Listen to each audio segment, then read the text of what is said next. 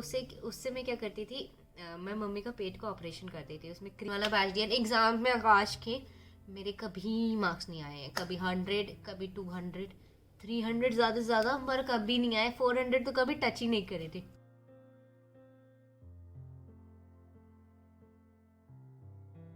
Hi guys, welcome back to my channel. My name is Vaishali Sharma and I'm a medical student of third year. अगर मेरे को आपको मेरी आवाज़ थोड़ी चेंज लगी, I am having cold and don't worry, Covid नहीं है. This is a story of 1-to-1 in which I'm going to tell you my story, my need story that I have, and in a very I'll be honest, it will be open heart story that I'm going to tell you. As an let's just don't talk rubbish and let's just start the story.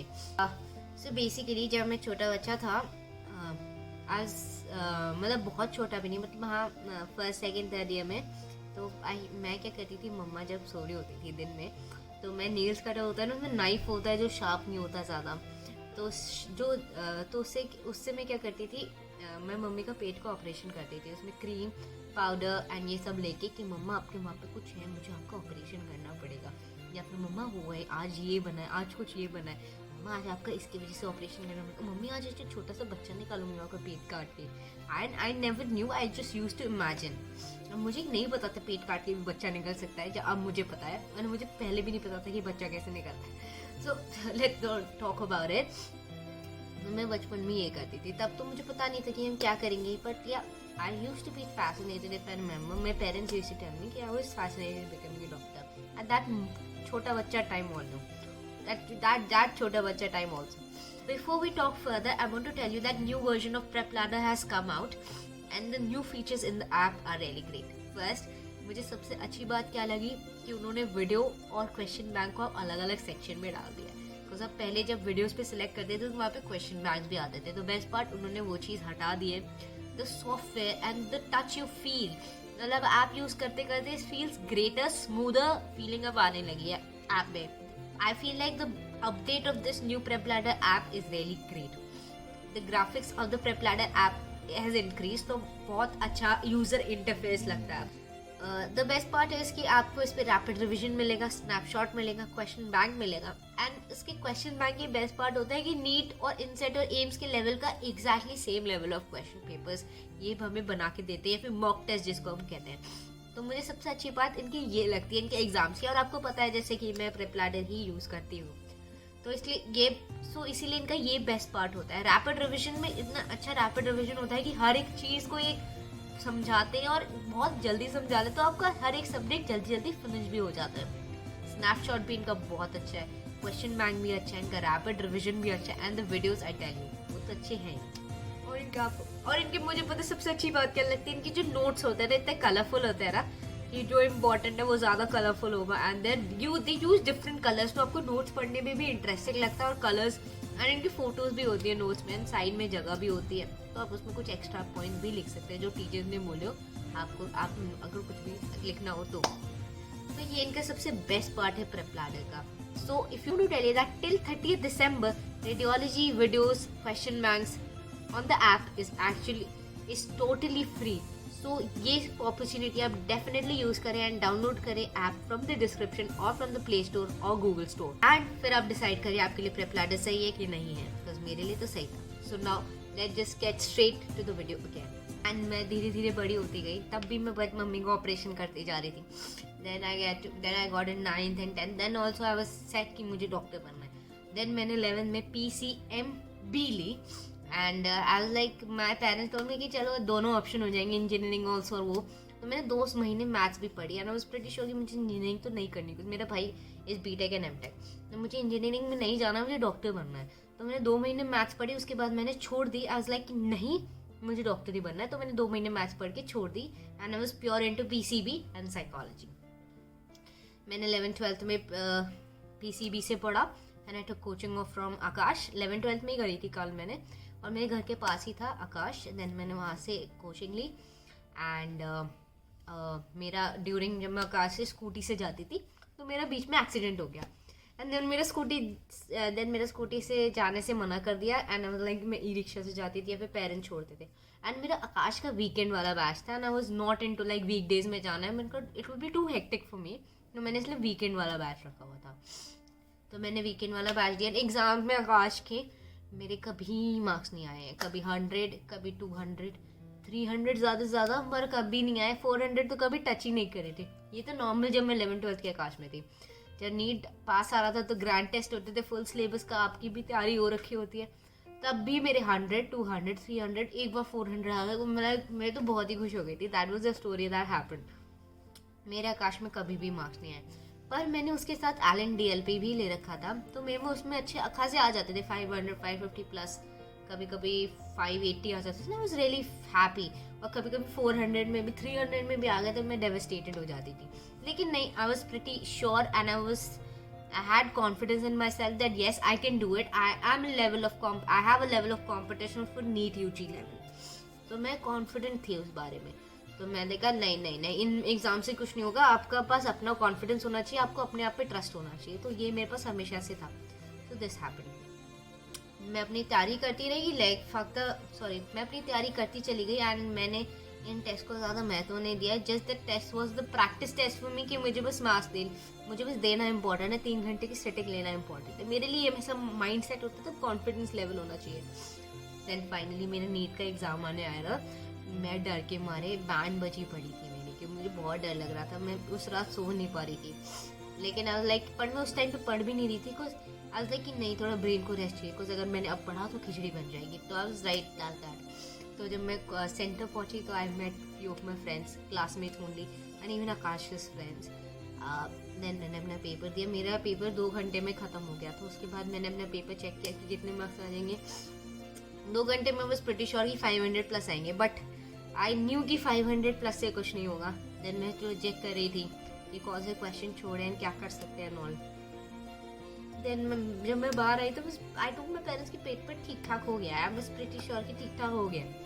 तो पर मैंने ना वापस आके marks calculate नहीं करे थे, because मैंने कहा जो होगा दिख जाएगा, मान जाओ। I don't want to be sad और हैप्पी कि पता नहीं क्या होगा, किस रैंक का कुछ आजकल पता नहीं होता कि कब हाइप हो जाए, कब कुछ भी हो जाए। तो मैंने कहा देखा जाएगा जो होगा। देन उसके बाद क्या हुआ, मतलब 12th में मेरे 92% आए थे। तो what my parents thought about कि हम ड्यू में गार्गी कॉलेज में मेरा एडमिशन करा दिया, BSc ज़ूलॉजी में। तो मैं नीट के एग्ज़ाम के बाद एंड नीट की काउंसलिंग तक, जब तक मेरा कॉलेज में एडमिशन नहीं हो गया, मैं अपना गार्गी ड्यू लाइफ भी बहुत एंजॉय करे। जब रोज़ हम घूमने जाते थे, रोज़ कुछ ना कुछ करते थे, तो मैंने ड्यू लाइफ भी एंजॉय करी। But in this part I would say कि this is a very, but in this phase of giving NEET and waiting for the NEET result and starting for NEET, मैं ये ज़रूर कहूँगी कि it's very hectic. आपको mind से आप बहुत ज़्यादा थक जाते हो। तो ये बहुत होता है, मेरे साथ तो बहुत हुआ था। कभी कभी मैं रोती थी, आई यूज्ड टू क्राई कि what is happening with me, and ये मेरे से हो पाएगा कि नहीं हो पाएगा। हर बच्चे को डाउट होता है, मेरे को भी था उस टाइम पे। आई फील लाइक हर बच्चे को ये डाउट होता है, पेरेंट्स से पूछते हैं कि मम्मी मेरा हो पाएगा कि नहीं हो पाएगा, पापा मेरा हो पाएगा नहीं हो पाएगा, अगर नहीं हुआ तो मैं क्या करूँगी। ये मेरा पूरा टाइम चलता था, हर हफ्ते एक ना एक बार हो जाता था। लेकिन नाउ आई रियलाइज कि that is shit that you talk about. मैं स्कूल में ये सब, अब मेरा कॉलेज में ऐसा नहीं होता है। College is more tough than NEET, but फिर भी अब नहीं होता, because you grow old, you realise कि what you have done in the past is wrong. This is what happened to me. Then मेरा ड्यू में मैंने 3 महीने गेड़ी मारे कॉलेज में। फाइनली मेरा रिजल्ट आया, आई गॉट 570 एंड फाइनली मेरा कॉलेज में एडमिशन हो गया। एंड गवर्नमेंट में मैंने गवर्नमेंट में मैंने इसलिए नहीं लिया था बिकॉज यूपी के दूर कॉलेजेस मिल रहे थे, and my parents and me never wanted, because मैं एक स्पून फीड के दूँ, घर के बच्चा हूँ। मैंने आप अभी भी देख रहे हैं, मैं हॉस्टल लेके भी घर में पड़ी हूँ, बिकॉज मुझे घर की आदत है। मैं रोज़ अप एंड डाउन ही करती हूँ, still I have an hostel. तो मैं घर की बच्ची हूँ एंड मेरे को घर ही रहना पसंद है। तो फिर मैंने इसीलिए मैंने Hamdard institute of medical sciences Jamia Hamdard में एडमिशन लिया, और ये 10 महीने मेरा एडमिशन ले लिया। And then after that my MBBS story starts, and after that I got into an admission, and after that I was an MBBS student. So मैं ये कहूँगी इसमें सबसे difficult part is before MBBS is, आपको जब हम NEET की तैयारी कर रहे हैं ना, दैट इज़ मतलब ये ना कोई समझ नहीं पाएगा कि व्हाट यू डील विद। ये नहीं कि नीट का स्टूडेंट जो है वो जो पढ़ रहा है वो समझ सकता है, लेकिन हर एक बच्चे का अलग होता है, तो वो बच्चा से वो ही समझ सकता है व्हाट ही और she is dealing with, because हर किसी का घर का सिनेरियो अलग अलग होता है। जैसे मेरे केस में माई पेरेंट्स वो cool, they were understanding and they were like कि बेटा कोई नहीं, we will take care of everything, तो टेंशन मत ले, जो रिजल्ट आएगा टेंशन ना ले, कुछ नहीं होगा तो ये कर लेंगे, ये नहीं होगा तो ये कर लेंगे, बीएससी करा देंगे, कोई टेंशन नहीं है, बट तो टेंशन मत ले, बस पढ़ाई कर। माई पेरेंट्स फॉर अंडरस्टैंडिंग, किसी के पेरेंट्स अंडरस्टैंडिंग नहीं हो सकते, किसी को कुछ, किसी का कुछ, किसी के फैमिली केस कुछ भी हो सकता है, तो वो हर किसी की फैमिली का अलग अलग सिचुएशन होता है। And I be honest with that, मेरे घर में सबकी फटी पड़ी थी, मेरी तो फटी पड़ी थी at less level, my parents की फटी पड़ी थी अलग लेवल की, because in the end exams तो आपके साथ सिर्फ आप नहीं देते, आपके पेरेंट्स या आपके घर वाले भी आपके साथ एग्जाम देते, लिटरली ये सीन था। And I was my family was really sad कि आई वॉज वेरी सैड कि मेरे को मेडिकल कॉलेज गवर्नमेंट में एडमिशन नहीं मिला। And literally there was a feeling, my brother said कि ऐसा लग रहा है कि कोई घर में मर गया हो, and that literally touched me. And वो जो पार्ट होता है ना, जब आपका नीट का पेपर दे के आ चुके होते हैं आप काउंसलिंग तक का, कॉलेज के एडमिशन से पहले अगर आपको हुआ है नहीं हुआ, ये वाला पार्ट ना बहुत डरावना होता है। नीट की तैयारी करने का फेस तो अलग ही है, पर ये वाला पार्ट बहुत डरावना होता है, because there is so uncertainty, आपको नहीं पता है कि क्या होगा आपके साथ, आपका रैंक कितना आएगा, आपके साथ क्या होने वाला है, you don't know anything. That uncertainty period जो होता है ना, आपको अपना रैंक पता है, आपको अपना मार्क्स पता है, लेकिन आपको ये नहीं पता कि आपको कौन सा कॉलेज मिलेगा। फर्स्ट क्या पता आपकी रैंक के हिसाब से मार्क्स ना हो, मार्क्स के हिसाब से रैंक ना हो, कुछ आजकल जो फ्लक्चुएशन आप समझ रहे हैं ना क्या कहना चाह रही हूँ, कि 600 मार्क्स पे 10,000 11,000 18,000 रैंक आ रही है, 600 प्लस पे, जो 720 का तो एग्ज़ाम ही है। So there is so much fluctuation ना, तो मतलब क्या कहूँ मैं। एंड यू आर वरीड कि कौन सा कॉलेज मिलेगा, वहाँ पर आपके कैसे लोग होंगे, वो अलग ही टेंशन है। तो ये सबसे डरावना पीरियड होता है मेरे हिसाब से तो।